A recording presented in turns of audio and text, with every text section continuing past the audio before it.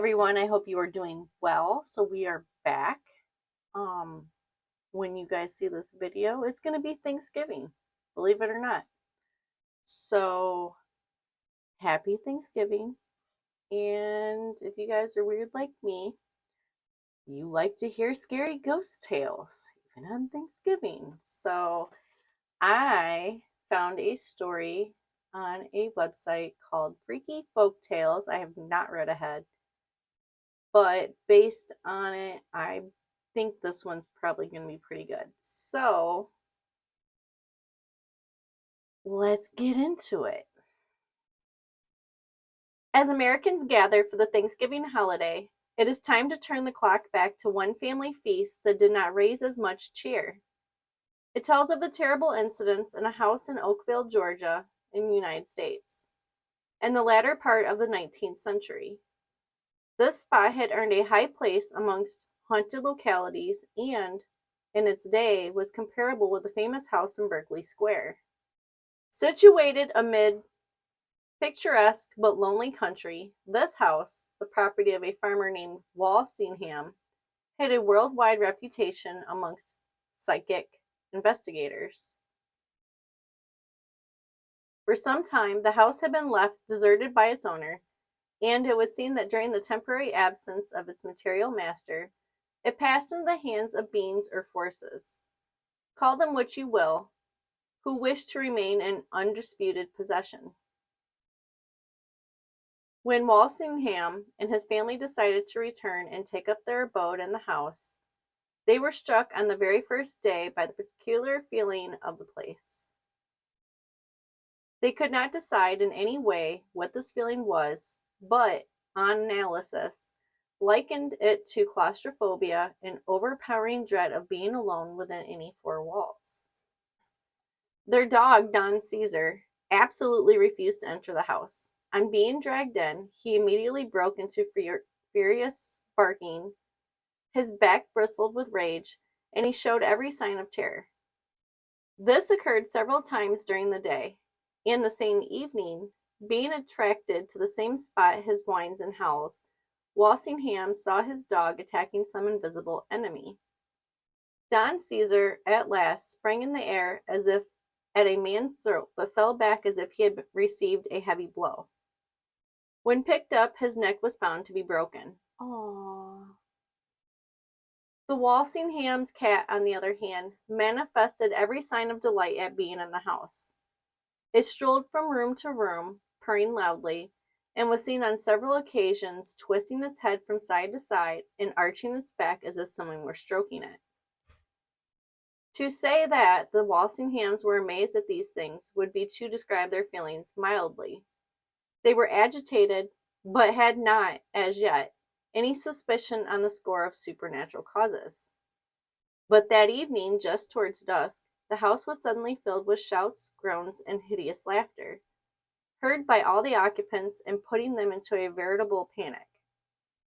While sitting in the front of her mirror, Miss Amelia Walsingham saw a man's hand upon her shoulder. Yet there was no reflection of it in the glass, nor any arm or body apparent. Walsingham saw footprints formed in the dust of a garden path before him as he walked, yet no mortal could be seen. But though these things were uncanny and terrifying, and were sufficient to make the family realize that some force out of the usual was at work, they paled into insignificance before the latter incidents which took place during the evening meal. The family was seated at supper with one or two guests when their conversation was suddenly interrupted by a loud and horrible groan, uttered, apparently, in one room above. Little notice was taken of it until one of the guests pointed out a stain of what looked like blood on the tablecloth, and it was then seen that some liquid was slowly dripping from the ceiling overhead. This liquid was so much like freshly shed blood as to horrify those who witnessed its slow dripping. It would be hard to imagine a more gruesome occurrence at any time. Still, the peculiar form of this horror and the surprising way it was carried out would put it down as the invention of some most evil-minded but decidedly clever person. It flashed mine sitting at the table that some terrible deed had been committed in the room above, some frightful murder. Then, after a few seconds, all sat silent, with white faces, looking out of the corners of their eyes at each other in terror. Then Walsingham shook off his paralysis of fear and ran out of the room, followed by his son. They went quickly upstairs to the room over the dining room and flung open the door, dreading what fearful sight their eyes should meet. But it was empty. They tore up the carpet and found the boards soaked with the same red, gruesome liquid dripping into the room beneath. But there was no explanation, nor was any afterward discovered. The fluid was later examined under a microscope by a medical man and pronounced human blood. I love that they said medical man. He wasn't a doctor, he was a medical man. This incident was too much for the Walsinghams, and they left the house and moved to another. Walsingham House then fell into entire disuse, and, stories of the occurrences being put abroad, the place was shunned by day and night. This neglect did not tend to make the spot look more cheerful, and it is stated that, in addition to the gloom that generally settles on the most ordinary of empty houses, there was no undoubted feeling of depression in the air around the place. Quite common people said the locality atmosphere weighed more than anywhere else. The house had not been approached for several months when a young man named Horace Gunn made it the subject of a wager, betting a friend a fair sum of money that he would stay alone in the house for one night and have no aid within call. This enthusiastic young man carried out his intention and went to the house one evening before dark. His story is best told in his own words. I had been in the house about an hour, and nothing had happened. It was just getting dark, and I thought I would set about lighting a fire. But, though I do not consider myself an expert in this art, I was shocked at being absolutely unable to do so. My matches went out one after the other as if blown out by a strong draught. Once when I had succeeded in lighting a piece of paper, it only smoldered for a few seconds and then went out. This was bad enough, as I had to give up the idea of a cheerful blaze to keep me company. But, to my disgust, I found that my lamp would not light either. It was as if it were filled with water instead of oil. It was quite dark, looking for some means to get a light. But then a terrible yell of pain came from underneath the house, which signaled in an outbreak of the most hideous and devilicious noises. There were shouts, screams, groans, laughter, thumping, and the continual running up and down stairs of several heavily shod people. My hair bristled. I stood by the window, practically paralyzed with fear, and had I been able to control my limbs, I would have fled from the house. I would have lost my wager and 100 like it rather than stay in the haunt of fiends. Then suddenly the noises stopped. Complete silence fell. But far from reassuring me, this made matters worse. For now, I dreaded the silence even more than the ghostly noises. All the time, I listened for something. Now and then I thought I heard soft footsteps drawing near me, but it was nothing. This waiting and dreading was far worse than the pandemonium of terror. I did not have long to wait for the next move, for, in the darkness, a small spot of grayish light suddenly appeared on the wall opposite me. It grew larger and larger, altering shape until it assumed the outline of a human head while tossing its flatness. Soon it was a real head floating in the air. Its hair was long, gray, and matted together, and it had a deep and jagged cut in one temple. The whole face indicated suffering and misery. The eyes were wide open and gleamed with an unhealthy fire while they seemed to direct their gaze upon me. The head moved about the room, but always the eyes were turned in my direction. Then it vanished, but a loud and awe-inspiring wail broke out in the room as of several souls in anguish. I thought then that I could see indistinct shapes flitting about and mustering up all my courage, I attempted to pass them and gain the door.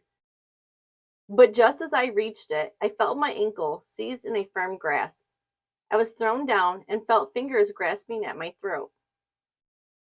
At this point, Mr. Gunn's story ceases. He was found by his friends the following day, unconscious, on the floor by the door, and bearing on his throat the marks of long, thin fingers with cruel, curved nails. After this experience, no one was found to have anything more to do with the house, though a few people interested in such matters attempted to find out some reason for this terrible haunting. Unfortunately, though, several avenues of investigation were explored. Nothing conclusive was discovered.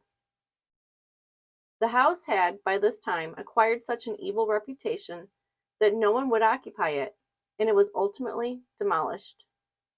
Many human bones were found under it and on its grounds. How they came there was never known, but it was supposed that they had lain there for many years and were the bones of people who might have been murdered when the house was a roadside inn of evil repute. And herein perhaps lies an explanation for the hauntings at the house. A few days before returning to his home, Mr. Walsingham, having discovered in the grounds some old dried bones, and not able to decide whether they were human or not, settled the matter, as he thought, by ordering them to be thrown into a lime kiln. I don't know what a kiln is. I don't know what a lime kiln is.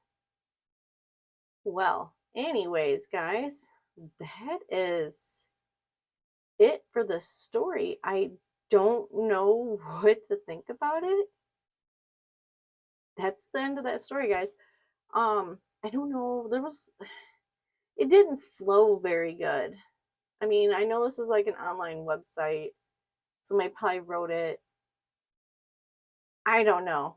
It didn't flow very well. What I gathered, though, it was haunted and people bought it, fucking left. The guy dared himself, embedded his buddy, and then who knows what happened in that place, to be honest with you. I don't know how I feel about this story. It was something. Something different for Thanksgiving. You guys can think about this while you're eating. This is a weird story. I don't know. I didn't think it was very scary. I just thought it was kind of didn't flow. Anyways, if you guys liked my video, please give me a thumbs up. If you guys would like to see more videos like this, please subscribe. And thank you to all my new subscribers. I see you guys. I appreciate you. And I really do appreciate you subscribing and watching my videos. If you have anything you would like to comment, please comment down below. I'm pretty active. Sometimes YouTube doesn't send me notifications, so sometimes I don't see them. I eventually see them because I go on my computer, but for the most part, the app doesn't send me notifications. So sorry if it takes me a little while, but I do respond. And I do take things into consideration. So, anyways, thank you so much for watching, and that's it for this one. See you later, guys. Thanks. Bye.